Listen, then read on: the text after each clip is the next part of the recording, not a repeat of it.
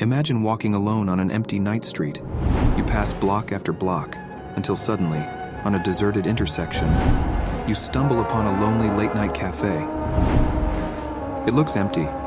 You have a peek inside, and find people there, but they also feel and look lonely. Maybe you feel less alone knowing other night owls are in there.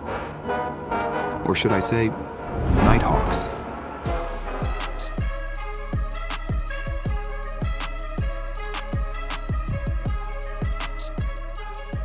If you would like to see more videos about art on this channel, be sure to give us a like and tell us which other topic you want to learn about next. Nighthawks, a painting of a prominent American painter, Edward Hopper. You may have seen his works. Yes, that's him. I knew you'd know. You get the vibe, don't you? Okay, let's see some more. Yeah, you feel it, right? That blend of melancholy and emptiness. Okay, so we need to examine some facts. Let's dive into the context of the era when Hopper made his art.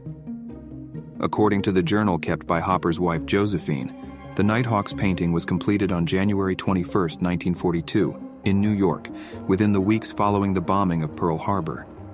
Therefore, the work is often seen as an expression of wartime alienation. 1942. America had just entered the war.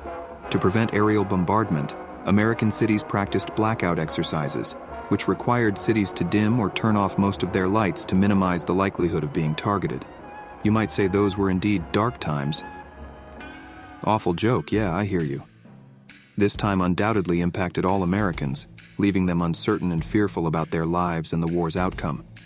You cannot help but wonder what people's lives were like during 1940. You can see that Hopper's subjects are often lonely, lifeless, alienated, and frozen. He was particularly interested in scenes from big American cities that showed how the estranged inhabitants hid within these seemingly perfect destinations. There are no reflections on the outside of the cafe, no people on the streets, no cars.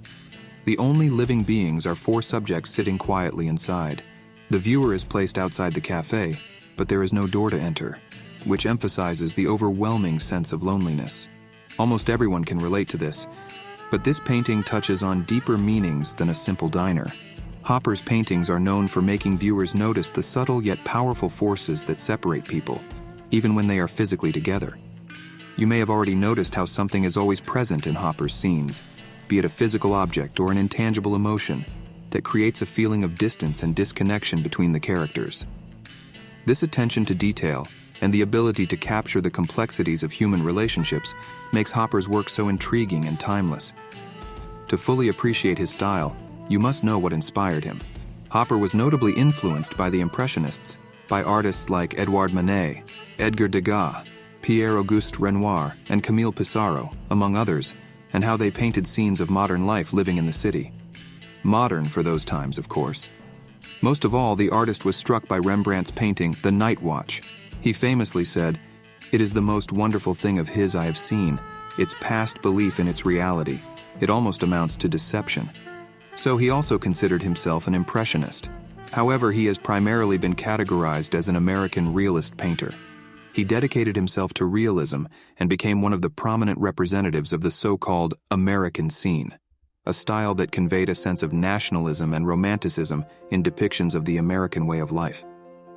The American scene style united American regionalism and social realism, also known as urban realism. He dives into everyday aspects of American life, exploring the themes of work, leisure, as well as the experiences of ordinary people. It's amazing how, more than 80 years later, these feelings resonate in us again. In a new context, they are still the same feelings in the decorations of our 21st century, so no matter where you are, in your room with only your thoughts, surrounded by friends, watching a beautiful sunset, or perhaps just maybe sitting in a midnight cafe, with a couple of strangers, in the absolute emptiness of the American microcosm, dream. Hopper's most famous work contains unfathomable emptiness and limitless potential. Many have tried deciphering its meaning and weaving a narrative around these four enigmatic characters. The questions this work raises include these people's identities, origins, and purpose, questions that Hopper has deliberately never answered. Maybe he left that for us to figure out. It's suggested that the building in the background behind the diner is 70 Greenwich Avenue, located on the southeast corner of the intersection of 11th Street, New York, of course. Are you still looking for answers? By paying a visit, it may offer up its secrets to you.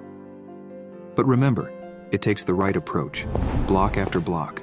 Then all of a sudden, at a deserted intersection, you stumble upon a lonely late-night cafe with 4 people inside. So what do you think of Edward Hopper and his art? Would you hang his painting in your room? Let us know in the comments, and don't forget to subscribe to us on YouTube and Instagram for your regular dose of culture from Curious Muse. Also, if you still haven't signed up for our free Sunday newsletter, then it's the right time to do so. Just go to our website, curiousmuse.org/newsletter, or click on the link in description and enjoy.